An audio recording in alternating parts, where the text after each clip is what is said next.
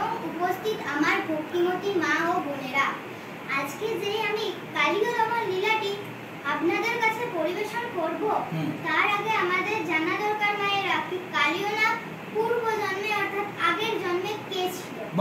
তো মায়েরা, কালীয় নাগ পূর্ব জন্মে অর্থাৎ আগের জন্মে একজন রাজা ছিলেন, যে রাজাটির নাম ছিল চন্দ্র বংশজাত রাজা চন্দ্রধ্বজ। সেই রাজা একদিন গভীর বনে শিকার করতে গেল। শিকার করতে করতে করতে সন্ধ্যে নেমে গেল। মায়েরা, সন্ধ্যে হয়ে গেছে, রাত্রিবেলা তো আর বাড়ি ফেরা যাবে না।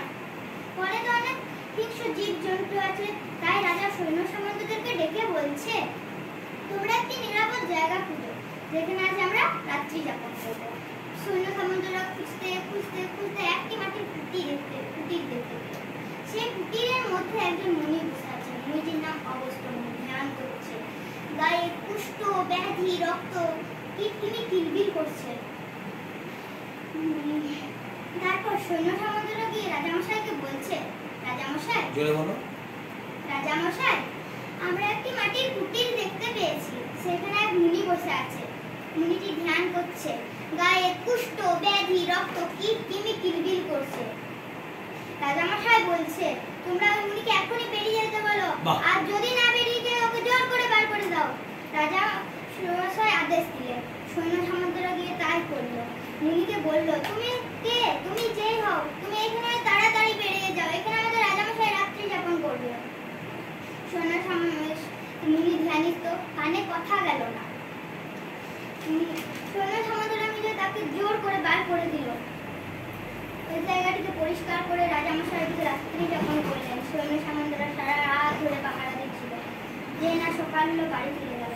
কিন্তু মায়েরা অপরাধ করেছে, জানে না ওটি যে কোনো মুনি নয়। একদিন গেল, দুদিন গেল, এলো তিন দিন পরে রাজা হইল কঠিন ব্যাধি। শ্রীহরি বলে রাজা কাঁদে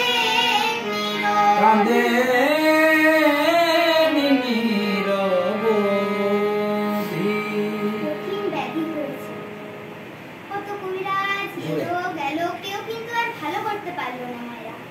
কিন্তু সে সময় কে এলো বলুন তো? সে সময় এলো নারদ মুনি।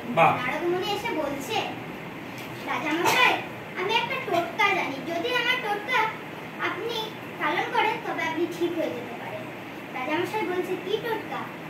নারদ মুনি বলছে, আপনার মানস সরোবরে দুইটি রাজহংস খেলা করছে, তার মধ্যে যদি আপনি একটি রাজহংসের পিত্ত ভক্ষণ করতে পারেন তবে আপনি ঠিক হয়ে যাবেন। রাজামশাই সৈন্য সামন্তদেরকে আদেশ দিল, তোমরা যে ওই মানব সরোবরের থেকে একটি রাজহংসকে আনো। সৈন্য সামন্তরা মিলে আনলো। যেই না রাজহংসটিকে কাটতে যাবে, তার সেই রাজহংসটি মানুষ রূপ ধারণ করে বলছে, আমাকে মেরো না, আমার মেরে আমার পিত্ত ভক্ষণ করে রাজামশাই কিন্তু ঠিক হবে না। রাজামশাইয়ের অপরাধ হয়েছে ওই বনে মুনির চরণে। ওই মুনির কাছে ক্ষমা চেয়ে তার পা ধোয়া জল যদি রাজামশাই চায়, তবে রাজামশাই ঠিক হয়ে যেতে পারে। সৈন্য সামন্তকে নিয়ে রাজামশাই সেই গভীর বনে সেই মুনির কাছে গেল। মুনি এখনো ওই কুটির মধ্যেই বসে আছে। মুনির কাছে যেয়ে বলছে, আমাকে ক্ষমা করে দাও, আমার খুব বড় অপরাধ হয়ে গেছে, আমাকে আপনার পা ধোয়া জল দাও। মুনি পর পরীক্ষা করবে, কুষ্ঠ, ব্যাধি, রক্ত কিটকিনি ভর্তি করে জলটিতে দিয়ে দিল। রাজামশাই দেখেই তার ঘৃণা হয়ে গেল।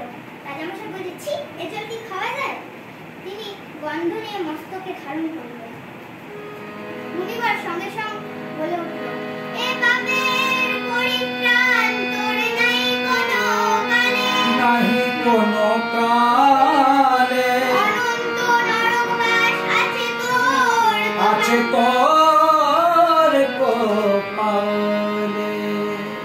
তুই আমার পা ধোয়া জল ঘৃণা করলি, এই যে তোর আমার খল হলো, তোর খল জনিতে জন্ম হবে, তোর সর্প জনিতে জন্ম হবে, তোর নাম হবে কালীয় নাগ। আর এই যে তুই আমার পা ধোয়া জল মস্তকে ধারণ করেছিস, তোর উপর একদিন পরমানন্দ গোবিন্দ নৃত্য করবে। তো মায়েরা, এই রাজা চন্দ্রধ্বজ হলো কালীয় নাগ। দারুণ।